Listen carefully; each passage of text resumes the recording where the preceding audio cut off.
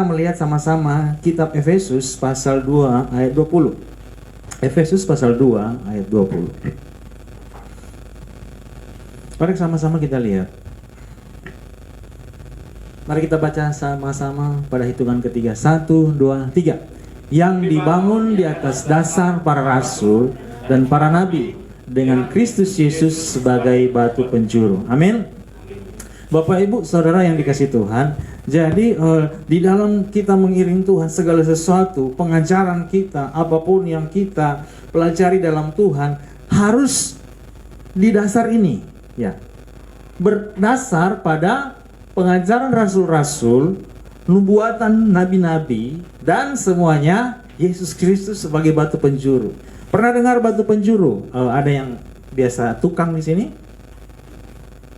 Bang Martin, adiknya ya? Ini adiknya. Oh iya. Apa sih namanya? Soleh. Oh, Soleman. Ya. Kalau ada mungkin yang sering bantu-bantu, tukang, Bang ini juga. Bang Nobe kan pernah juga bantu-bantu tukang. Jadi tahu itu kalau membangun itu, kemarin waktu bangun ini berapa kali jatuh kan. Dasar itu sangat penting, amin. Dasar pengajaran kita pun sangat penting. Saya tidak tahu apa yang mendasari pengajaran kita waktu kita kecil biasanya kan. Makanya anak-anak di sini harus didasari, ya. Kita harus dasari dengan ini, ya. Dalam hal kerohanian mereka harus didasari dari sini. Nah, batu penjuru itu, ya, di atas semuanya itu Yesus Kristus. Yesus Kristus itu sebagai batu penjuru. Batu penjuru itu adalah batu yang sangat menentukan bangunan itu, dasar, gitu. Kalau batu penjurunya salah, bisa diperkirakan bahwa bangunan itu bisa cepat untuk apa? Bisa sih, dia bisa berdiri, tapi mungkin nggak lama, atau ketika dapat goncangan, apa itu, gempa dan sebagainya, ya bisa roboh. Tapi kalau batu penjuru itu tepat ditaruh di dasar, bangunan itu dipastikan bahwa bangunan itu kuat. Nah, begitu juga dengan kehidupan kita di dalam kerohanian kita, di dalam mengiring Tuhan sebagai orang-orang percaya. Segala sesuatu harus didasarkan kepada pengajaran dari rasul-rasul, nubuatan nabi-nabi, dan Yesus Kristus sebagai batu penjuru, Yesus Kristus sebagai dasar. Nah, saya rindu untuk membuka pola pikir kita mengenai Yesus ini, karena ternyata harus dasar yang utama adalah Yesus Kristus. Sedangkan para nabi-nabi, ya, mungkin kita berpikir Yesus kan ada karena dinubuatkan oleh Nabi Yesaya, gitu kan? Nabi Yesaya jauh-jauh sudah menubuatkan mengenai kedatangan Yesus. Nah, terus bagaimana? Apakah Nabi Yesaya pada waktu itu, apakah Nabi Yesaya maksudnya, apakah Yesus Kristus yang datang setelah Nabi Yesaya kan menubuatkan mengenai kedatangan Yesus sebagai anak manusia pada waktu itu. Terus, apakah Nabi Yesaya tidak mendapatkan dasar dari Yesus Kristus, gitu? Karena kalau secara manusia kan Yesaya dulu baru Yesus datang sebagai manusia. Mari kita lihat, ada satu ayat ini yang juga akan membuka pola pikir kita mengenai Yesus Kristus itu. Dalam Lukas pasal 24. Lukas pasal 24, kita lihat di ayat yang ke-44. Lukas pasal 24 ayat 44 kita lihat. Ia berkata kepada mereka, ini Yesus yang sudah sudah bangkit, ya. Waktu Yesus bangkit, dia menampakkan diri kepada murid-muridnya. Nah, dia berkata begini.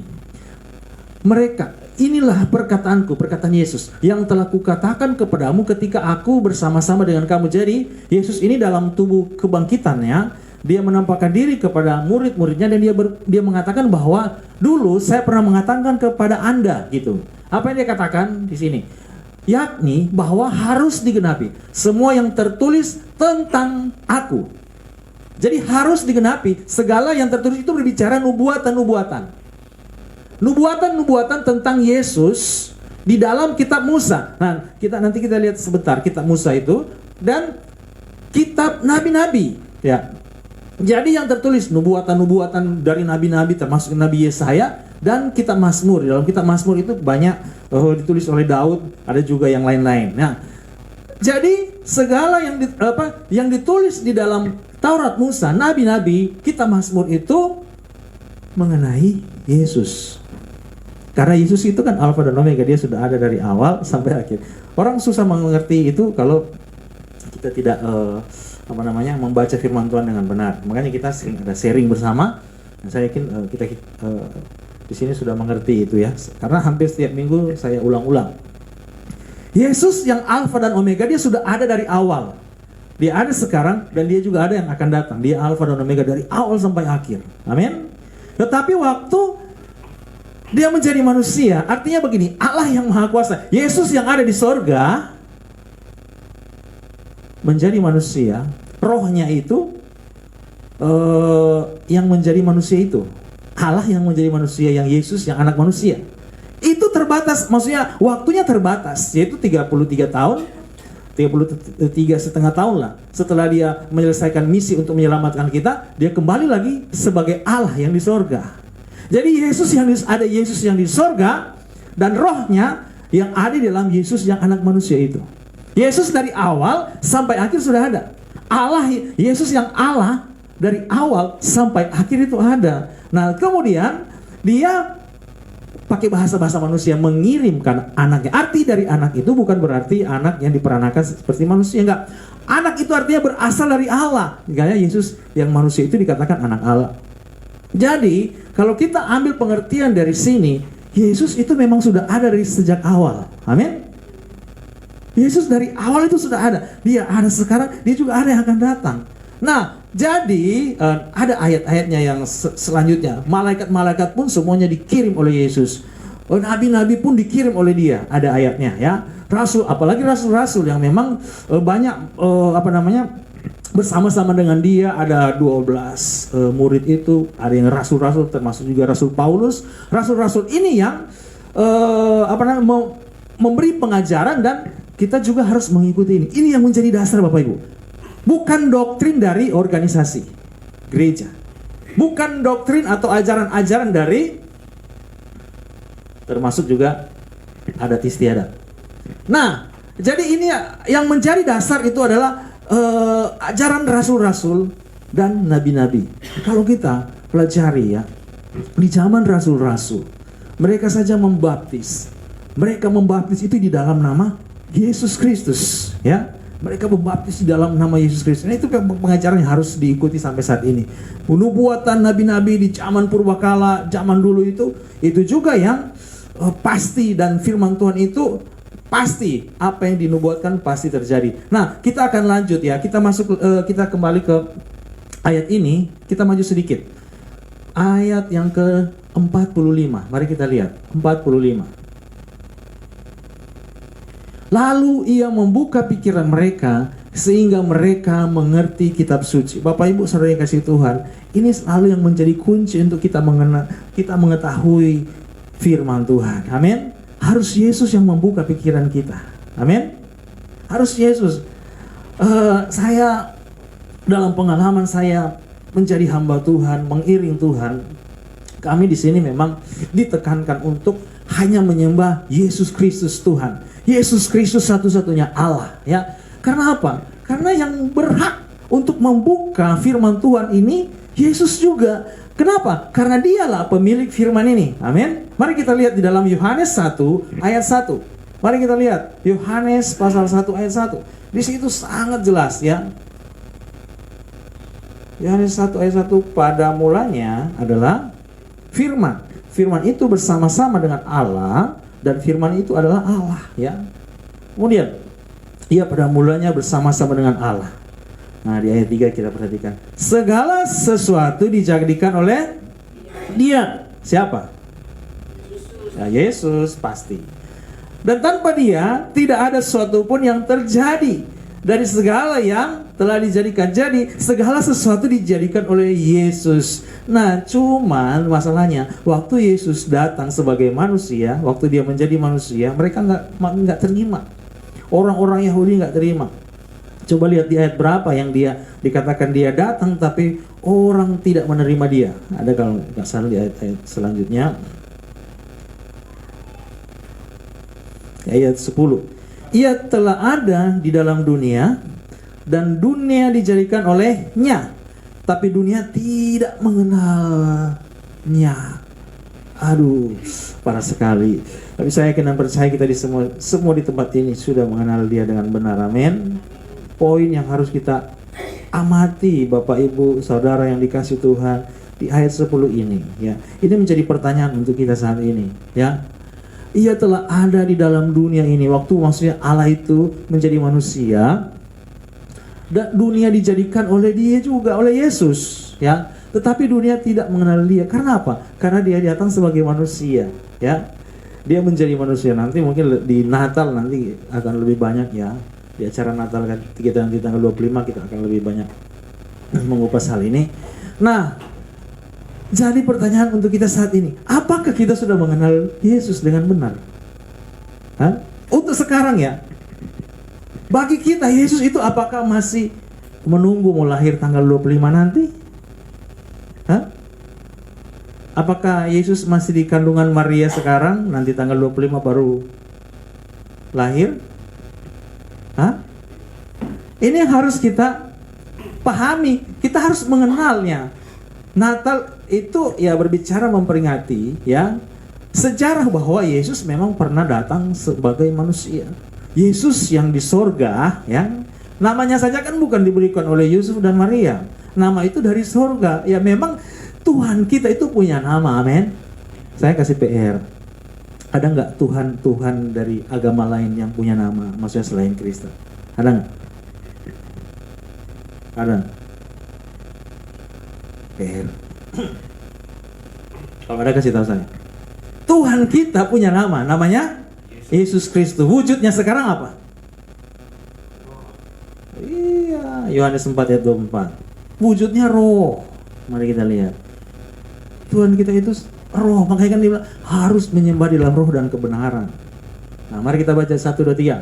Allah itu roh, dan barang siapa menyembah Dia harus menyembahnya dalam roh dan kebenaran. Allah itu roh. Allah itu siapa? Yesus. Amin, ya kan? Nah, ini sudah puas dengan ayat-ayat itu, ya. Allah itu yang Esa Yesus Kristus, ya. Banyak ayatnya. Thomas pun waktu Thomas nggak percaya kalau Dia Tuhan, kan? Thomas kan tadinya bersama-sama dengan Yesus, makan sama-sama. Ya, mungkin di zaman itu nggak tahu makan apa, ya. Saya ini belajar di zaman itu makan apa mereka. Enggak. Mungkin sekarang, kalau sekarang ya mungkin, ya, pengalaman kami mungkin bisa makan super mie sama-sama, ya kan. Di dalam pelayanan makan apa saja, makan ubi mungkin, kan, dalam perjalanan. Nah, mereka pikir kan Yesus kan manusia, kemarin makan sama-sama. Ketika Yesus mati, waktu bangkit, Thomas ini nggak percaya, ya kan. Makanya Yesus bilang, kalau kamu nggak percaya, coba cucukkan jarimu. Waktu Thomas lakukan itu, Thomas, oh ternyata engkau Tuhan, engkau Allah, gitu, ya kan? Dan itu memang Yesus memang sengaja, Dia yang sudah roh itu datang menampakkan diri kepada murid-muridnya. Ada ayatnya itu di Kisah Rasul 1 ayat 3, tapi nggak usah kita buka. Dia yang roh itu datang menampakkan diri kepada murid-muridnya, karena Allah itu pasti roh, ya kan? Firman Tuhan loh.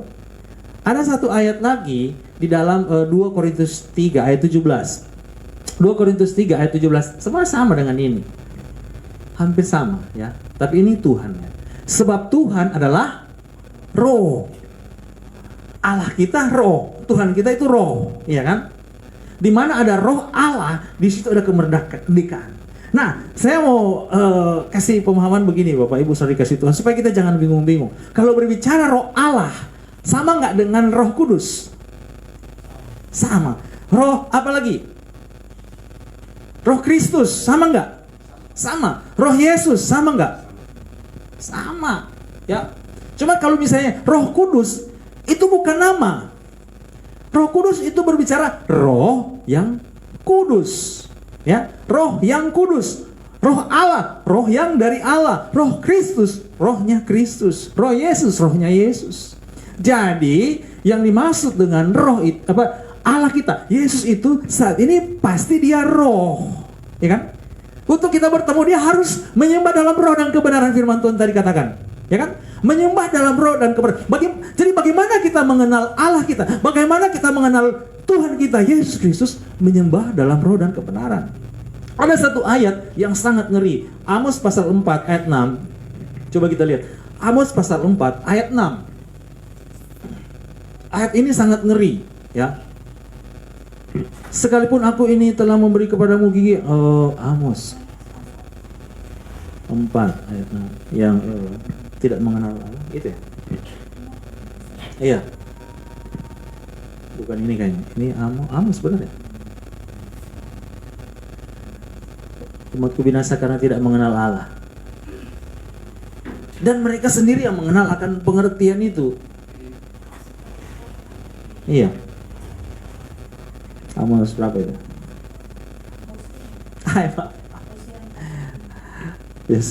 Hosea. Saya ingat-ingat Amos karena Amos pernah di sini. Di sini dulu ada 2 Amos kan. Ada Amos yang orang Nias yang pernah tinggal di Mama Eljo itu. Terus Amos yang karena saya ingat karena pagi-pagi ditunggu mau berdoa kita sudah di sini. Saya bikin lama pujian penyembahannya, nunggu nggak datang, nggak tahu. Ternyata malamnya pergi. Iya. Harus bertobat.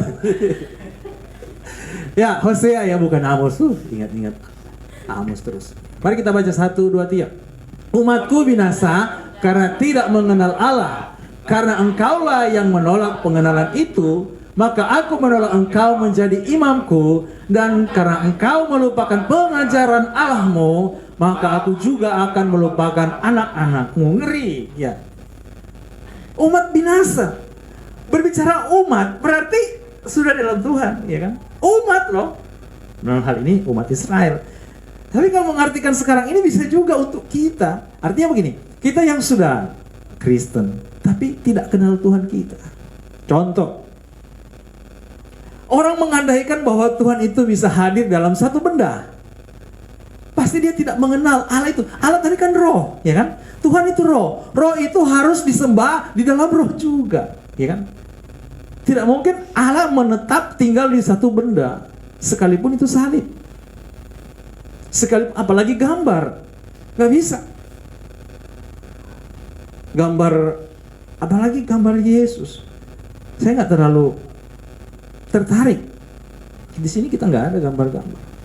Karena wajah Tuhan itu sebenarnya cahaya, terang. Ada ayat mengatakan waktu Paulus bertemu Tuhan, buta. Karena Tuhan itu cahaya. Ya kan? Maksudnya Tuhan yang sekarang. Kalau dulu mungkin pernah jadi manusia nggak apa-apa.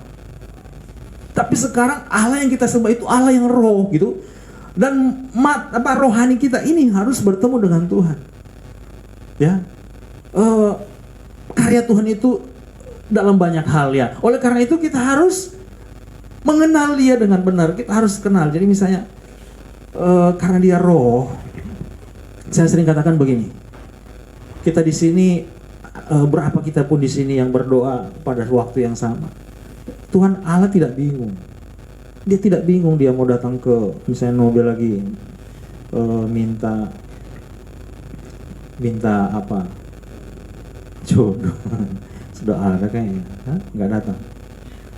Sudah ada. Minta apa? Uang banyak. Yang bingung, Tuhan bingung kalau misalnya begini. Main sepak bola, klub Nobel lawan klub James. Nobel berdoa minta menang. James juga berdoa minta menang. Tuhan bingung lihat. Gak usah berdoa minta menang. Tuhan bingung, bener gak? Ini cuma logika saya ya. Mau main sepak bola, Nobel berdoa minta menang, James minta menang. Apalagi saya lebih bingung kalau dua datang ke saya berdoa supaya menang. Berdoa untuk siapa gitu? Jangan buat Tuhan bingung. Kita harus mengenal Dia dengan benar, amin. Allah yang roh, ya, bisa hadir kapan saja, di mana saja. Dia tidak bisa dibatasi oleh apapun gitu. Kita di dalam ruangan yang tertutup, tidak ada celah sedikit pun Dia bisa ada di situ, amin.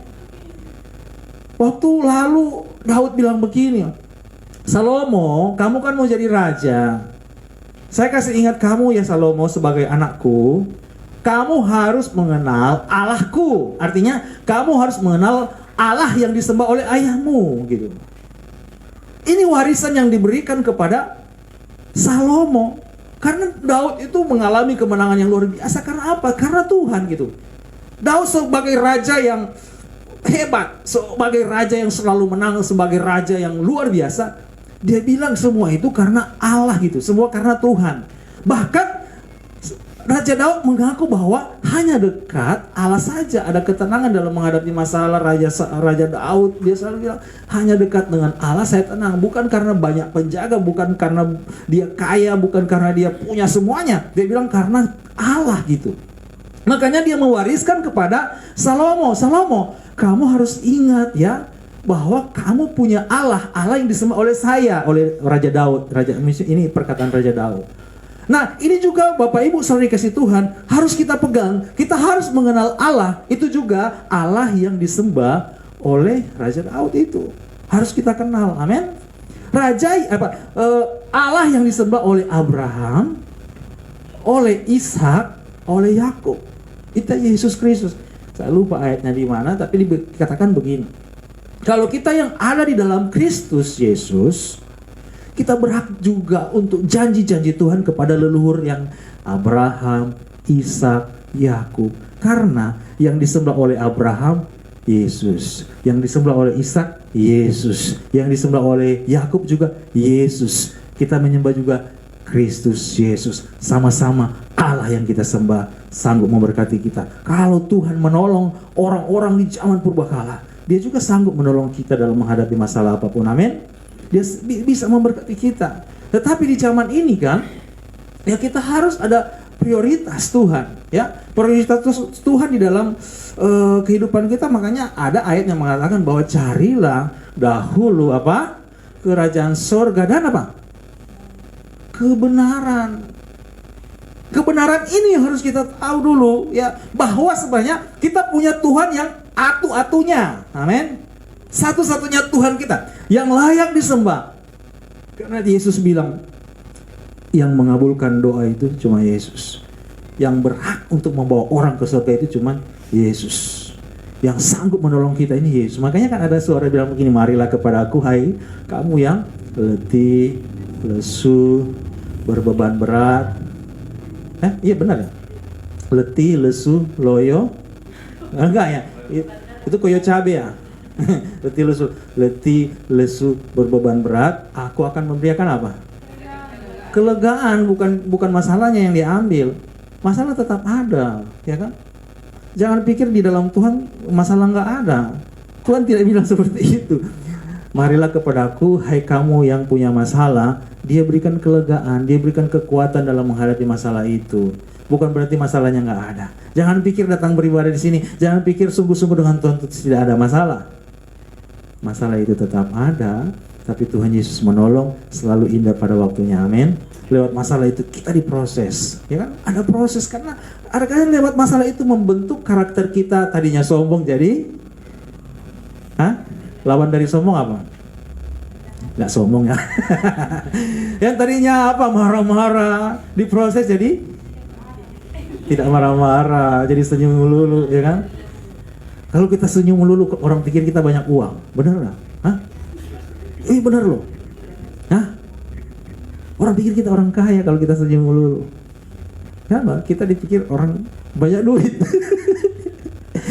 Saya pernah mungkin ceritakan, ada seorang hamba Tuhan. Emang sih kalau dia sudah, apalagi kalau dia udah pakai jas, walaupun pendek, terus dia udah sisir pakai, kalau dulu kan pakai minyak rambut tanco itu. Ya, siapa yang pernah pakai minyak rambut tanco itu?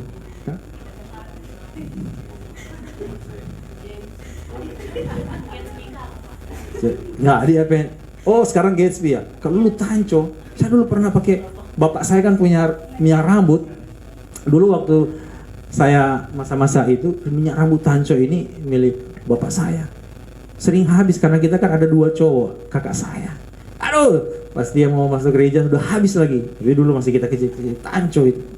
Rambut panjang, pakai tanco itu jadi kelihatan apa? rapi sekali gitu, tancap. Cuma gitu kalau ada debu ketancap di situ. Nah, terus hamba Tuhan ini tiap kali dia mau pulang katanya, mungkin mereka lihat kok dia senang-senang, diincar gitu kan, diikuti dari belakang, dibuntutin. Dipikir mungkin banyak uang gitu kan. Ya, karena dia senyum melulu gitu kan, dengan orang senyum gitu. Ya sampai di rumahnya pencurinya balik kanan karena mungkin ya biasa-biasa saja. Tapi karena mukanya meyakinkan, senyum melulu. Jadi kalau kita senyum-senyum, orang bilang, oh kita orang kaya. Amin. Tapi sebenarnya nanti akan mengikuti belakang, ya kan? Carilah dahulu kerajaan sorga. Cari dulu kerajaan sorga itu membuat kita juga, muka kita ini ceria, bersinar, ya kan? Karena bertemu Tuhan terus, ya kan?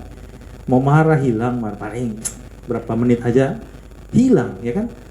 Masalah itu tetap ada, tapi paling pertama aja gitu. Habis itu sudah hilang, reda, cepat reda. Nah, kalau kita sudah mencari kerajaan sorga dan kebenarannya, baru bonusnya dapat. Amin. Jangan minta-minta bonus melulu. Bonusnya dia janji semuanya akan diberikan. Bahkan Tuhan bilang, burung-burung di udara pun dipelihara. Burung-burung di udara tidak menabur, tidak menanam. Apalagi bunga bakung di padang dia hiasi, ya kan? Bunga bakung di padang semuanya. Apalagi kita semua di sini yang bekerja, ya kan? Pasti Tuhan tolong. Amin. Pasti Tuhan berkati. Nah, jadi yang utama adalah kita harus mengenal kebenaran. Di dalam kitab Yohanes juga dikatakan itu bahwa firman-Mu adalah kebenaran, ya. Firman-Mu adalah kebenaran. Satu-satunya Allah yang benar yaitu Yesus Kristus. Masuk dalam kebenaran makanya. Nah, ini mungkin prinsip ya. Mari kita lihat dalam 2 Timotius 3 ayat 15. Ini prinsip, mungkin ini ayat pembahasan terakhir ya. 2 Timotius 3 ayat 15. Mari kita lihat ayat ini. Ini sangat luar biasa ya. Paulus kok dia bisa dapat hikmat ya untuk menulis ini. Kita lihat dulu ayat 15. Ingatlah juga bahwa dari kecil engkau sudah mengenal kitab suci yang dapat memberi hikmat. Hikmat itu lebih dari pinter ya. Makanya anak-anak di sini kalau sekarang saya doa, saya tidak bilang pinter lagi. Supaya pinter, saya nggak bilang pinter lagi. Saya bilang supaya berhikmat. Karena kalau pinter itu belum tentu jadi pinter yang lain-lain juga. Pinter bohong. Pinter. Jadi berdoa supaya berhikmat. Hikmat itu luar biasa, pengertian ya. Kami berdoa sekarang coba anak-anak ini jadi berhikmat. Menuntun engkau kepada keselamatan oleh apa? Iman kepada siapa? Kita selamat karena iman kepada Yesus Kristus. Kalau kita mau belajar ini panjang sekali ya. Kemarin kita sini sering membahas mengenai ini. Kita selamat karena iman, karena percaya ya. Iman itu identik dengan percaya. Oke, misalnya kita ada dosa. Kalau siapa di sini yang tidak berdosa? Pasti semua kan? Hah? Semua berdosa termasuk saya. Tapi karena kita selalu ada dalam Yesus Kristus, misalnya nih, ya, minggu lalu atau 2 minggu lalu saya bilang gitu ya. Ada yang tiba-tiba meninggal, misalnya ada orang di jauh sana lah. Dengar-dengar sekarang ada virus baru ya? Ada ya? Berarti kita nggak usah takut, ya? Kita nggak usah takut. Kalau toh memang misalnya orang-orang yang kena, kalau mereka mati kan semuanya mati dalam Tuhan. Saya bagikan di grup WhatsApp kemarin mengenai pengalaman siapa itu yang artis itu.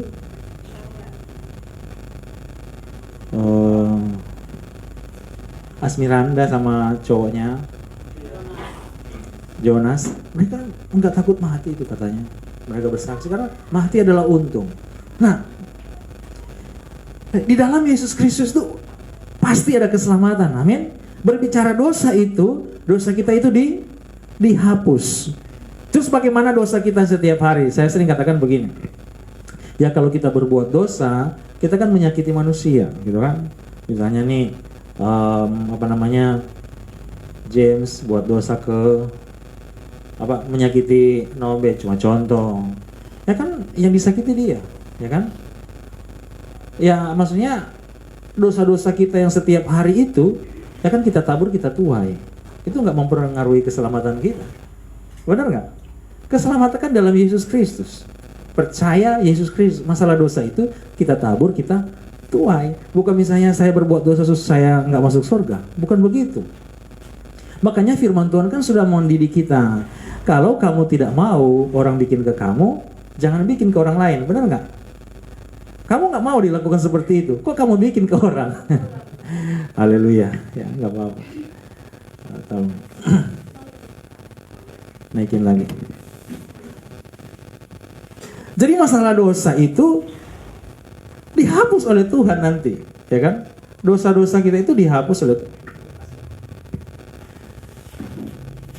Kalau Tuhan sudah bilang kita selamat oleh iman kepada Yesus Kristus, itu udah pasti. Berbicara keselamatan itu di dalam Yesus ada kepastian. Bukan misalnya orang melakukan dosa terus dia tidak selamat, tidak seperti itu, ya kan?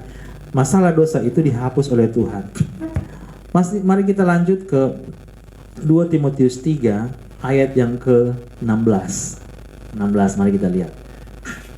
Segala tulisan yang diilhamkan Allah itu juga berbicara firman Tuhan. Memang bermanfaat untuk apa? Mengajar. Untuk apa kedua? Menyatakan kesalahan, apalagi? Untuk memperbaiki kelakuan, untuk mendidik dalam kebenaran itu.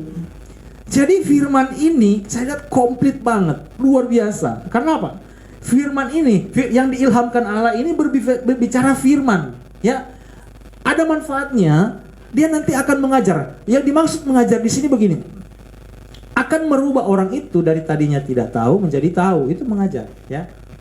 Tadinya tidak tahu menjadi tahu. Menyatakan kesalahan. Jadi dengan firman itu kita tahu, oh ini ternyata salah, ini yang benar, gitu kan. Kemudian memperbaiki kelakuan, karakter, ya. Berbicara karakter, kebiasaan-kebiasaan, ya. Karena orang begini kan, kalau bahasa lainnya itu tabiat, ya kan. Orang kadang-kadang punya kebiasaan-kebiasaan yang dari mungkin dari kecil, ya. Itu yang namanya menjadi karakter. Ada karakter yang nyebelin, ada nggak? Pernah ketemu? Nggak ada? Henny ketawa. Kenapa Henny ketawa? Pernah menemuin? Ada karakter yang nyebelin, ya kan? Itu terbawa gitu. Padahal sebenarnya baik sebenarnya, tapi karakter itu memang perlu waktu untuk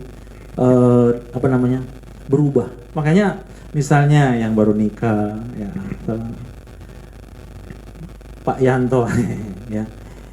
Nah, mungkin kalau sekarang belum, ya, masih manis-manis, tapi nanti satu waktu akan ada gesekan karena karakter, ya kan? Mungkin dulunya istrinya mungkin punya ya sebenarnya satu suku itu lebih gampang ya untuk ini, jarang berbeda. Kalau kami dulu Jawa dan Manado, sebenarnya beda banget. Kalau orang Manado itu nggak banyak aturan, gitu. Kalau Jawa banyak aturan, nunjuk pun harus begini. Kalau orang Manado tunjuk pakai kaki pun nggak masalah. Misalnya nih rak di Indomaret, oh yang ini nggak masalah, orang Manado begitu. Kalau orang Jawa nggak boleh, harus nunjuk pun lucu sih saya bikin. Harus begini. Tapi ya saya memang harus membiasakan, ya kan? Nah, satu waktu ke sana sudah bisa. Orang Manado nunjuk ini nggak apa-apa, ya kan? Cuma ya memang ada juga yang bagi orang Manado nggak boleh, bagi orang Jawa bisa gitu. Ada sih. Tapi ya saya sabar-sabar aja, ya kan? Begitu maksudnya. Karakter itu yang, apalagi mungkin kalau sama suku ya lebih lempeng lah ke depan ya. Mungkin tinggal atur sesuatu yang lain. Tapi tetap aja nanti ada perbedaan dan tidak bakalan jadi sama. Laki-laki dan perempuan nggak bakalan sama, ya kan? Jangan mengharapkan Bang Yanto harus sama seperti yang apa sih istilahnya? Ibu Yanti mau. Begitu juga sebaliknya, Bang Yanto jangan mengharapkan supaya harus seperti yang Bang Yanto mau mengenai dia, ya kan? Ada pengalaman seorang anak Tuhan, dia bilang sudah puluhan tahun menikah, sambalnya nggak bakalan sama. Di dapur itu sambalnya harus beda. Yang satu suka sambal mentah, yang satu suka sambal tumis, ya kan? Jadi di dapur itu harus ada 2 sambal. Nggak bakalan jadi sama, ya. Pernah di sini nggak berantem karena sambal? Nggak pernah? Pernah. Bapak itu maunya sambal apa? Terasi. Jangan pakai tomat. Nah itu kan. Nah, Mama Ejo bikinnya pakai tomat. Itu cuma masalah tomat.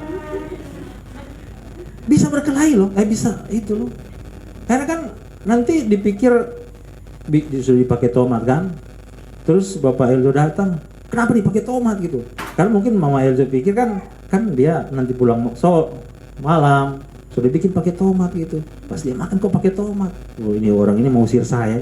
Kan bisa datang pikiran-pikiran seperti itu. Tetapi kalau di dalam Yesus enggak. Amin. Karena kita karakter kita itu sudah dibentuk.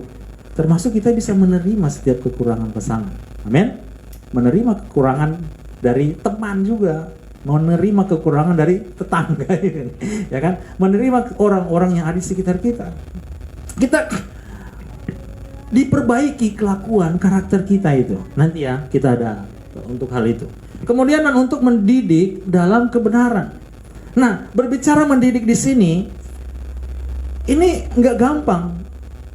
Mendidik, kata dasarnya apa? Didaktos, ya. Itu nggak gampang untuk mendidik itu, untuk merubah, ya. Tapi nanti kita belajar lagi. Jadi, kalau kita sudah beriman kepada Yesus Kristus dulu, pasti kita selamat dan kita akan dibentuk menjadi pribadi yang luar biasa. Nah, lanjut ke ayat 17. Baru ada buahnya, ya kan ini. Dengan demikian tiap-tiap manusia kemuliaan Allah diperlengkapi untuk setiap perbuatan baik. Pasti jadi baik. Yesus Kristus dulu hidup dalam penggemblengan, ya, yang ayat 16 tadi itu menurut saya itu penggemblengan atau proses, ya kan? Proses firman terus kita makan. Proses baru akan keluar sendiri perbuatan baik yang standarnya Tuhan. Amin. Pasti jadi baik. Pasti jadi baik. Perbuatan baik. Karena apa? Buah roh itu pertama apa? Kasih. Ada sukacita yang saya bilang tadi, kemana-mana senyum, ya kan? Terus apa lagi? Damai. Kalau orang damai, dia akan sejahtera juga. Terus apa lagi? Sabar. Apa lagi? Kemurahan, suka memberi. Gak pelit lagi. Apa lagi? Hah? Ah, itu kebaikan. Kebaikan itu buah. Apa lagi? Setia. Bukan segala tipu ada ya. Setia itu ya setia. Apa lagi?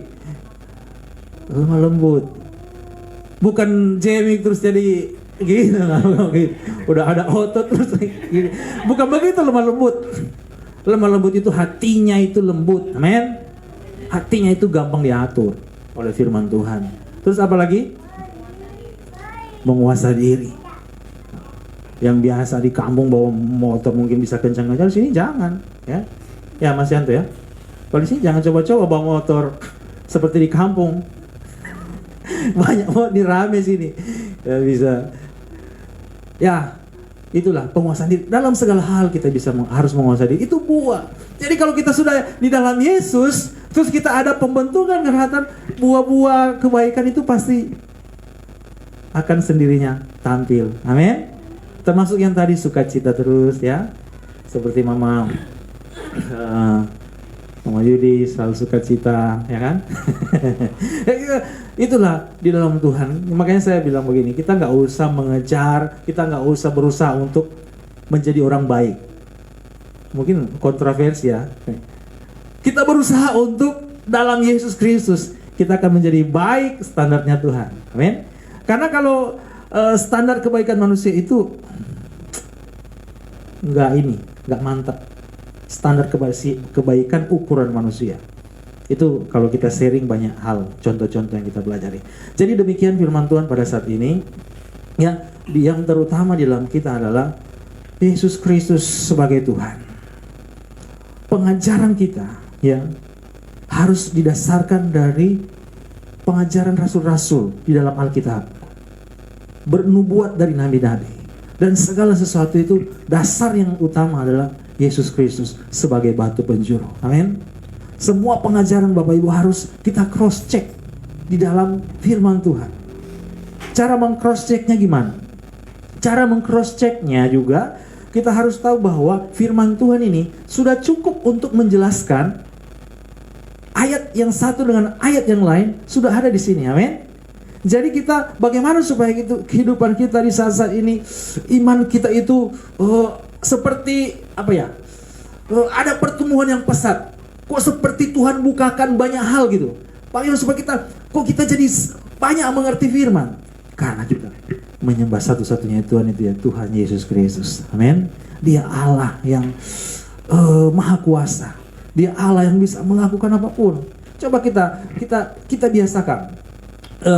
Bukan hanya di dalam ibadah seperti ini, di dalam keseharian kita di rumah, dalam ibu-ibu mungkin lagi memasak dan sebagainya, nyuci pakaian dan sebagainya, kita selalu mengingat akan Yesus, kebenaran ya, menyembah Dia pun bisa. Apalagi dalam menghadapi masalah, kita menyembah Yesus Kristus. Bukan hanya ketika dapat berkat terus dengan sendirinya kan. Kalau perempuan ada nggak yang kalau dapat berkat? Kalau ibu bisa, berarti senang ya. Ada nggak yang gitu? Kalau lagi diberkati, senang nyanyi. Tapi kalau lagi masalah, maknyun, mukanya kayak pepaya katanya. Kita nggak ada seperti itu, karena kita sudah tahu Tuhan Yesus yang kita sembah, Tuhan yang Maha Kuasa, sanggup menolong kita. Amin. Demikian firman Tuhan pada saat ini.